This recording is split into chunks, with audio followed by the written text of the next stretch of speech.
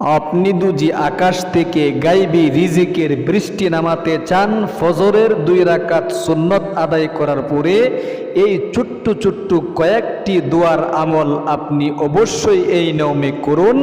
আপনাদেরকে আজকে আমি এই নিয়ম কানুনগুলো প্র্যাকটিক্যালি ইনশাআল্লাহ শিখাইয়া দিচ্ছি, অতি সহজে সহি শুদ্ধ উচ্চারণ সহ ইনশাআল্লাহ আপনি শিখতে পারবেন।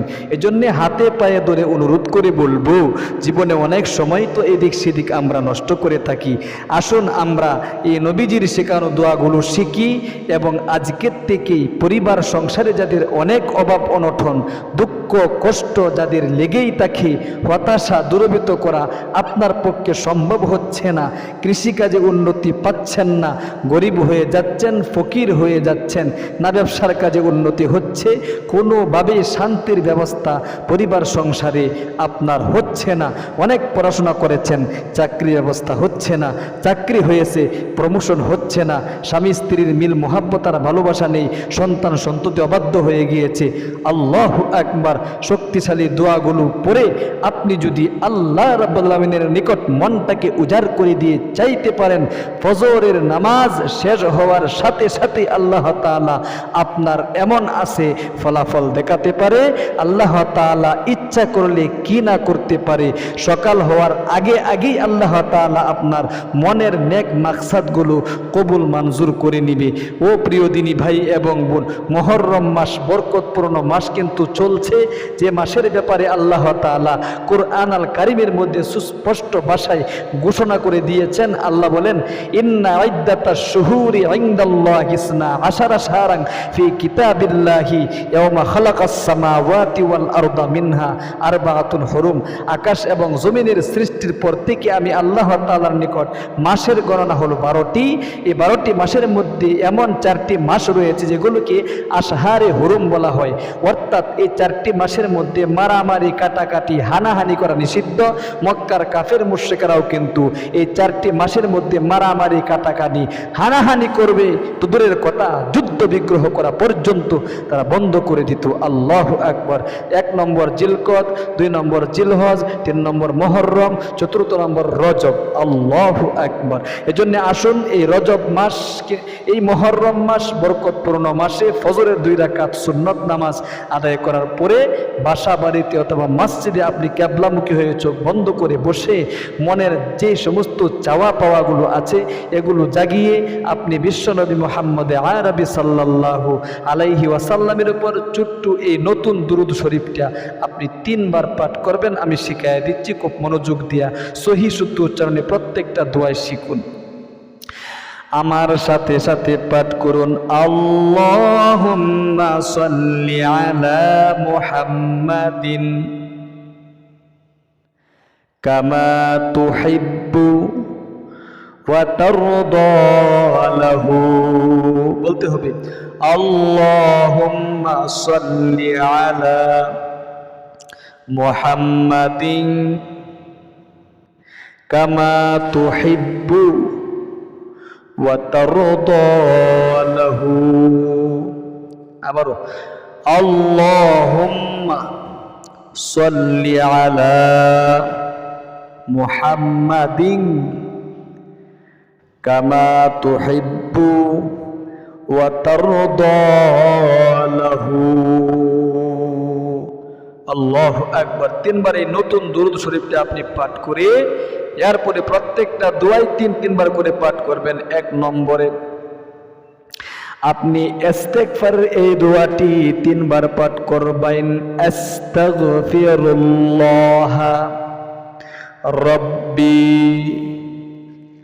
মিন কুল্লি, বলতে হবে মিন কুল্লি যামবি ওয়া আতুবু ইলাইহি। আবার একবার পাঠ করে সহি শুদ্ধ উচ্চারণটা শিখুন, আস্তাগফিরুল্লাহ রব্বি মিন কুল্লি যামবি ওয়া আতুবু ইলাইহি। এরপরে আপনি নবী করিম সাল্লাল্লাহু আলাইহি ওয়াসাল্লামের শেখানো দুঃখ কষ্ট হতাশা দূরীভূত হওয়ার জন্য একদম পিওর আবু দাউদ শরীফের মধ্যে শক্তিশালী পাওয়ারফুল যে দোয়াটি নবীজি আবু উমামা রাদিয়াল্লাহু তাআলা আনহুকে শিক্ষা দিয়েছিলেন। আবু সাঈদ খুদরি রাদিয়াল্লাহু তাআলা আনহু থেকে বর্ণিত, নবীজি একদিন মসজিদে নববীর মধ্যে বসা ছিলেন। নবীজি একদিন মসজিদে নববীর পাশ দিয়ে অতিক্রম করতেছিলেন ও সময়ের মধ্যে দেখে আবু উমামা কান্নাকাটি করতেছে। নবীজি দেখে তাকে এই দোয়া শিখাই দিলেন। কিছুদিনের মধ্যে আল্লাহ তাআলা তার সমস্ত বিপদ আপদ অভাব দূরীভূত করে দিয়ে এত পরিমাণ সম্পদ দিয়েছে, যাকাত পর্যন্ত তার উপর ওয়াজিব হয়ে গিয়েছিল। একবার বলুন কমেন্টে সুবহানাল্লাহ। আপনি এই দোয়াটি 3 বার পাঠ করবেন, আমি একবার পাঠ করাইয়া সহিহ শুদ্ধ উচ্চারণে শিখাই দিচ্ছি। আল্লাহুম্মা ইন্নী আউযু বিকা মিনাল হাম্মি ওয়াল হাজানি ওয়া আউযু বিকা মিনাল জুবনি ওয়াল বুখলি ওয়া আউযু বিকা মিন গালাবাতিদ দাইনি ওয়া কাহরির রিজাল। আবারও সহিহ শুদ্ধ করে একবার পাঠ করেন, ইনশাআল্লাহ সহজ হবে। আল্লাহুম্মা ইন্নী আউযু বিকা মিনাল হাম্মি ওয়াল হাজানি ওয়া আউযু বিকা মিনাল জুবনি ওয়াল বুখলি ওয়া আউযু বিকা মিন গালাবাতিদ দাইনি ওয়া কাহরির রিজাল। এরকম ভাবে আপনি এই শক্তিশালী দোয়াটি 3 বার পাঠ করবেন। এরপরে আরেকটি নবীজির শিখানো দোয়া, এটাও আপনি 3 বার পাঠ করবেন মনের আশা পূরণ হওয়ার জন্য। মনের আশা আকাঙ্ক্ষা নেক মাকসাদগুলো দ্রুত গতিতে রকেটের গতিতে আল্লাহ তাআলার আরশে আজিমে মুহররম মাসে পৌঁছানোর জন্য ইসমুল আজমের এই দোয়াটি 3 বার মন থেকে পাঠ করবেন। আল্লাহুম্মা ইন্নী আসআলুকা বিআন্নী আশহাদু আন্নাকা আনতাল্লাহু লা ইলাহা ইল্লা আনতাল আহাদুস সামাদুল্লাযী লাম ইয়ালিদ ওয়া লাম ইউলাদ ওয়ালাম ইয়াকুল লাহু কুফুয়ান আহাদ। আরেকবার পাঠ করুন না কষ্ট করি। আল্লাহুম্মা ইন্নী আসআলুকা বিআন্নী আশহাদু আন্নাকা আনতাল্লাহু লা ইলাহা ইল্লা আনতাল আহাদুস সামাদুল্লাযী লাম ইয়ালিদ ওয়া লাম ইউলাদ ওয়া লাম ইয়াকুল লাহু কুফুয়ান আহাদ।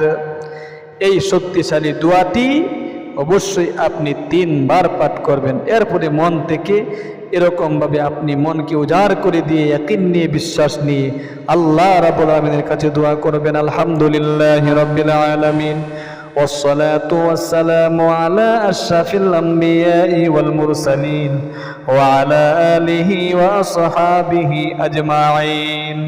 আল্লাহ তুমি দেখো নজর করে, আমি তোমার এক গুনাহগার বান্দা, জীবনে অনেক অন্যায় করেছি গো, পাপ করেছি। গুনাহ করতে করতে জীবনের যৌবন নষ্ট হয়ে গিয়েছে। গুনার দিকে তাকালে জাহান্নাম ছাড়া আর কিছু দেখি না। এক নম্বর, আমার জীবনের যৌবনের গুনাহগুলো ধুয়ে মুছে সাফ করে নিষ্পাপ করে দাও। আল্লাহ, অনেক অভাব অনটনে আছি, দুঃখ কষ্টে আছি, হতাশায় পড়ে আছি, ঋণগ্রস্ততার মধ্যে আছি, হয়রানিতে আছি গো, টেনশনের মধ্যে আছি। আল্লাহ, তোমার নবীজির শিখানো দুঃখ কষ্ট দূরীভূত হওয়ার দোয়াটি, ইসমুল আজমের দোয়াটি, ইস্তেগফারটি, দুরূদ শরীফটি পাঠ করে ভিক্ষুকের মতো হাত বাড়াইলাম। তুমি যদি আমার অভাব অনটন দূরীভূত করে না দাও, তাহলে আমি কোথায় যাব, কার কাছে যাব?